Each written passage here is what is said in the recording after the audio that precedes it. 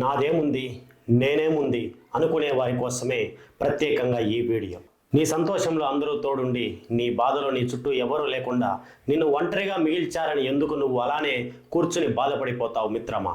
నవమాసాలు నీ తల్లి నిన్ను మోసి 9 నెలల తర్వాత నిన్ను ఈ భూమి మీద కన్నప్పుడు, రక్తపు మడుగులో ఓ రక్తపు ముద్దగా కొట్టుమిట్టాడినప్పుడు నువ్వు ఒక్కడివే, ఒంటరివే అని మరిచిపోయావా?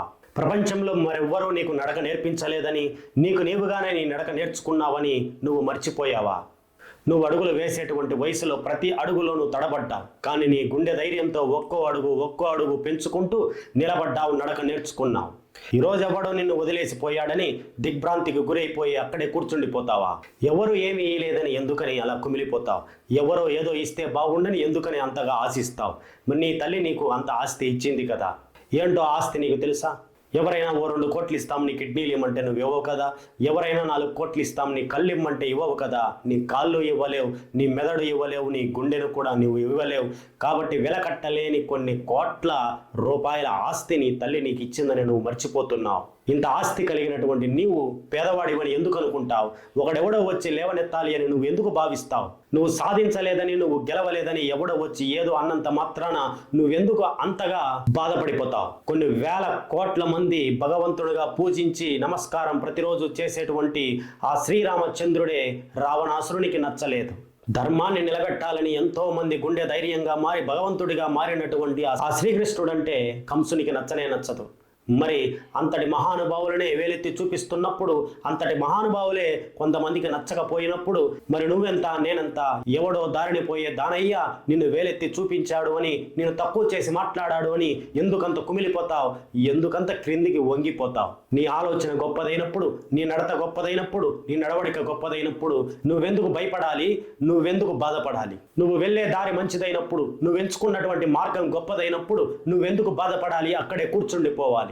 ఓ సంవత్సరంలోనో, ఓ వారంలోనో, ఓ రోజులోనో, ఓ గంటలోనో, ఓ నిమిషంలోనో, ఓ క్షణంలోనో నువ్వు ఫెయిల్ అయి ఉండవచ్చు. కానీ కొన్ని కోట్ల సెకండ్లు, కొన్ని లక్షల నిమిషాలు, కొన్ని వేల గంటలు, 10 సంవత్సరాలు నీ విజయం కోసం ముందర ఎదురు చూస్తూ ఉన్నాయని మాత్రం నువ్వు మర్చిపోకు. ఏమీ పని లేని వారు, వాళ్ళ ఆలోచనకి వాళ్ళు లేని వారు మాత్రమే నీ గురించి ఆలోచిస్తారని మర్చిపోకు. కొంతమందికి ఒంటి నిండా వయసు పెరుగుతుంది కానీ బుద్ధి పెరగదు. ఏదో వారు సాధించేశారు, ఏదో గొప్ప స్థితికి వెళ్ళారు అని దారిని పోయే ప్రతి దానయ్యకు ఉచిత సలహా ఇస్తూ ఉంటారు చాలామంది. మన ఎదురుగా ఉన్నటువంటి రాయి మనకంటే ఎన్నో సంవత్సరాల ముందు పుట్టి ఉంటుంది. దానివల్ల కూడా ఎంతో అంత ఉపయోగం ఉండే ఉంటుంది. కానీ ఈ భూమి మీద మాత్రం చాలా మంది వల్ల ఈ భూమికి ఉపయోగం లేకుండా పోతుంది. ఓ గమ్యానికి చేరుకోవాలనే యువకుల యొక్క గమ్యాన్ని చెరిపేస్తున్నారు. ఓ లక్ష్యాన్ని ఛేదించాలనుకునేటువంటి యువకుల ఆలోచనని బయటికి రాకుండానే చంపేస్తున్నారు. క్షణం తీరిక లేకుండా ఈ సమాజం కోసం మేము పనిచేస్తున్నామని హితము పలుకుతూ స్వలాభము, సొంత లాభము తప్ప ఈ సమాజానికి క్షణంలో ఆరక్షణం కూడా ఎటువంటి ఉపయోగం కూడా లేనటువంటి వ్యక్తులు ఈ భూమి మీద చాలా మంది ఉన్నారు. అలాంటి ఓ దుర్మార్గమైనటువంటి వ్యక్తి ఓ చిన్న మాట అన్నాడు అని చెప్పి నువ్వెందుకు కుమిలిపోతావు? నువ్వెందుకు బాధపడిపోతావు?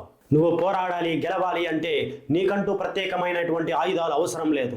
డబ్బు అనేటువంటి ఆయుధం అవసరం లేదు, మరో ఆయుధం ఎటువంటి అవసరము లేదు. ఎందుకంటే నువ్వు చేసేటువంటి ప్రతి ఆలోచన ఒక ఆయుధం. ఆ ఆయుధంతో నీ గమ్యాన్ని, నీ లక్ష్యాన్ని నువ్వు ఎంతో సులువుగా చేరుకోగలవు అన్నటువంటి విషయాన్ని నువ్వు నమ్మకపోతే మరెవరు నమ్ముతారు ఈ లోకంలో? ప్రపంచం ఏదో అనుకుంటుందని వాడెవ్వడో నిన్ను చూసి నవ్వుతాడని నువ్వెందుకు దిగులు పడిపోతావు? నిన్ను ఒకడు పనికిరాని వాడు అన్నంత మాత్రాన నువ్వు పనికి రాకుండా పోతావా?